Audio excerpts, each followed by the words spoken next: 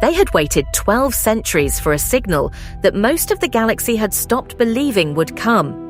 And when it came, it arrived not in the voice of a god or a sovereign or a weapon, but in the voice of an old woman with mineral paste on her lips, singing through a relay array older than the throne spire itself. The Solabri relay station had been running its vigil for 1,200 years, a compact angular structure of dark progenitor alloy orbiting a brown dwarf no one had charted, its crystalline broadcast spines oriented toward the galactic core like a hand raised in a room where everyone had already left. It had been waiting for exactly this, a resonance signal from the seed, confirmation that the substrate was complete, and a voice trained to carry the words it had been holding in trust since before the War of 9 Suns. The relay singer stood at the broadcast interface, her 3 data chip necklaces still against her chest for the first time in memory. No movement, no breath. Every mineral-pasted syllable placed with the precision of someone who had been practicing for a century, without knowing what she was practicing for. The revocation phrase left her mouth and entered the array and became light, and the light became signal, and the signal spread outward at the speed of physics across every open channel in the galaxy. On 14 worlds, dormant progenitor substrates registered the broadcast and updated their operational parameters. On Ethan Prime, the Throne Spire's surface script rearranged itself for the first time in 3 years, and then went still. On Jessed, farmers standing in the canal fields felt the irrigation network pulse once beneath their feet. Not a warning, not a command, but an acknowledgement, as if the ground itself had heard something and approved. Tessith Karen sat at a communications terminal on the surface of Solabri Prime and watched the transmission data scroll across her notation tablet, her ink-stained fingers moving in the shorthand she had developed over years of recording things that were never meant to be recorded. The broadcast was reaching every channel. She wrote that down. She wrote it down twice. In the converted warehouse that had been designated the Council Chamber, the holographic relay feeds were already activating, columns of blue light resolving into faces from across the galaxy. Former Inheritor delegates, their expressions calibrated to the careful neutrality of people who had recently been on the losing side of a war. Deathworld speakers in patched envirosuits and field clothes, their faces carrying the specific exhaustion of people who had survived things that were not supposed to be survivable. And at the center of the relay array, a face that none of them had expected. Elara Solabri, warm brown skin with its faint translucent quality, black hair cut bluntly at the shoulders in a style 1,200 years out of fashion, pale grey eyes that caught the light in a way that every person in the room recognized without being able to say why. She had been placed in cryosleep at the relay station before the War of 9 Suns destroyed her house, before the galaxy forgot the name Solabri, before 12 centuries of silence settled over everything her people had built, and now she was here, witness. Halia Vaughn was the first Deathworld delegate to speak. She stood at the edge of the dais, her prosthetic left arm resting on the alloy surface, the irrigation cabling wrapped around it catching the light. And she said the names of the 14 worlds, not their designations. Their names, the ones their populations used, the ones the houses had never bothered to learn. She said them slowly, the way ash singers say the names of the dead, and the room was quiet in the way rooms are quiet when they understand that something is being corrected. Archon Valan Drace walked to the center of the dais and spoke the revocation phrase. His voice was a gaunt man's voice, thin, precise, carrying the particular authority of someone who has spent 30 years learning to say something correctly. The progenitor operational phrase left his mouth in the pre-war dialect he had spent a decade reconstructing, and every portable codex interface in the room registered the command and paused. He let the pause hold for 4 seconds, long enough for every delegate to understand what they had just witnessed. And then he spoke the operational phrase, and the interfaces resumed, and he said in the common tongue that this was what the substrate was, a system that answered to any trained voice, that could be suspended by any trained voice, and that required the active consent of speakers to continue. Not a throne, a protocol. The difference, he said, was everything. Lysara Ethonis stood at the back of the chamber without a title and watched.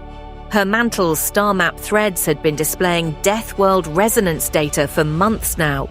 The territories of the old empire replaced by the pulse signatures of worlds that had never been on any map she was given. She watched Halia speak and Valen demonstrate, and the delegates lean forward in their seats. And she thought about the 3 systems that had gone dark on her mantle in the first year of her regency, and she did not look away from any of it. Cassia Morn sat in the 3rd row.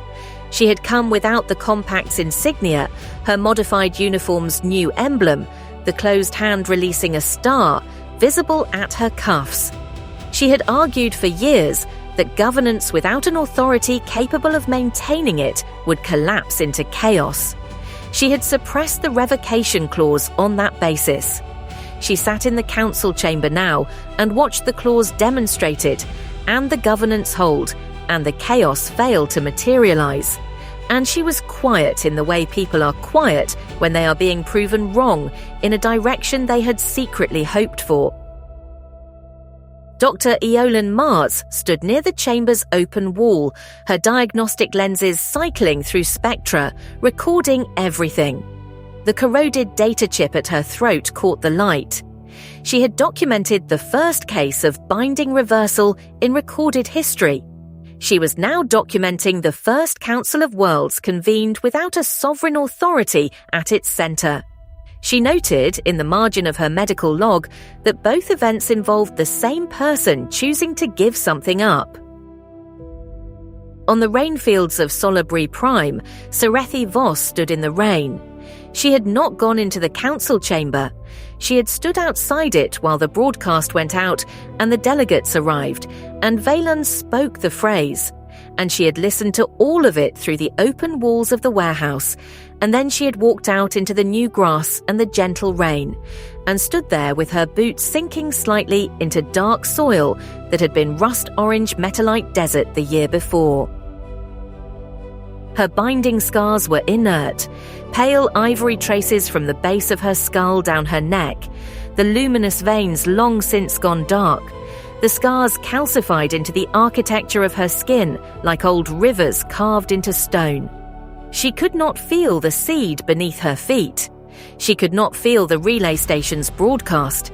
She could feel the rain and the ground and Kyle's hand in hers. His left hand, the prosthetic, matte black with its exposed joint mechanisms, repaired after the battle at Orantis, the new actuator in the index finger still slightly stiffer than the others. Elara Solabri came out of the warehouse and walked across the new grass toward her. She moved carefully. 12 centuries of cryosleep had left her balance slightly uncertain on uneven ground, and she stopped 2 meters away and looked at Serethi with pale grey eyes that were the same pale grey as Serethi's own, and she said what she had come to say. The relay station's systems could do it. Elara had spent the months since her waking studying the station's architecture. It predated the cradle, predated the Obsidian Codex, ran a dialect of progenitor operational language older than anything Valen had yet translated. The cryosystems that had maintained her binding through 12 centuries of cold sleep were still functional. The broadcast array that had just carried the governance substrate across the galaxy could be reconfigured. The binding Serethi had burned out to stop the return protocol could be restored. Not to what it was. Better. Without the return protocol's hook in it. Power returned. Elara said it quietly, standing in the rain on the surface of the world her house had died to protect. She said it as an offer, not a temptation. She said it the way the last progenitor had built the kill switch, as a choice, not a trigger. Serethi looked at her for a long moment. The rain fell between them. She thought about dust. She thought about the warrens, the amber emergency strips, the corroded metal blankets in the markets, the dome clusters that failed one by one while the houses looked away. She thought about Maren's hands, weathered brown, mineral paste in every crease, the data chip necklace clicking, and the night Maren had spent her last voice telling Serethi things she had spent her whole life not being allowed to know. She thought about what it had felt like to carry the binding, the weight of it, the clarity of it, the way progenitor systems had answered her like a language she had always spoken but never been taught.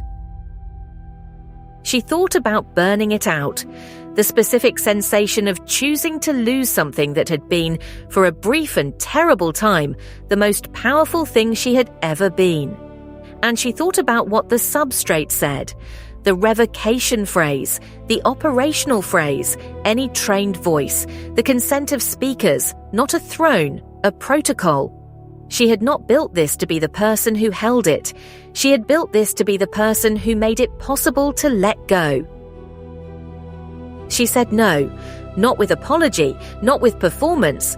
She said it the way she said most things, quietly, with the particular steadiness of someone who has already done the harder thing and knows this is not it. She said no, and she felt Kale's hand tighten slightly around her fingers, and she felt the rain on her face, and somewhere beneath her feet, the seed hummed in its chamber with the sound of a world being maintained. Her inert binding scars pulsed once, a single faint tremor of recognition, the seed acknowledging her presence the way it always did, and then went still. The ivory traces along her neck flickered with the ghost of blue-white light for one heartbeat, and then the light was gone, and she was just a young woman in the rain on a world that had been dead when she was born, and the seed kept humming, and the grass kept growing, and she did not move. Elara Solabri looked at her for a moment. Then she nodded. It was not a small nod. It was the nod of someone who has waited 12 centuries to see whether the bloodline she preserved would be worthy of the choice she gave it, and has received her answer. She turned and walked back toward the warehouse. The council was still in session. She had a seat at the dais, not as a sovereign, not as a relic, but as a witness. Serethi and Kale stood in the rain on the surface of a world that had been dead when she was born. The new grass bent in the wind. Behind them, through the warehouse's open walls, the Council of Worlds was still in session. Delegates speaking, the revocation phrase having been demonstrated, the governance substrate running on the consent of trained voices rather than the authority of blood. The broadcast was still going out. The relay singer's voice carrying it, Valen's demonstration confirming it, Halia's names giving it weight. This was what the off switch looked like. Not a weapon fired, not a throne broken, not a bloodline ended. A woman in the rain on a reborn world holding a prosthetic hand, saying no to power because the world she had built did not need her to hold it. The relay singer's voice was still moving through the galaxy at the speed of light, carrying the revocation clause to every ear that had been told there was no such thing. Any trained voice, any speaker, the consent of speakers to continue. The chroniclers would argue later about what to call this moment.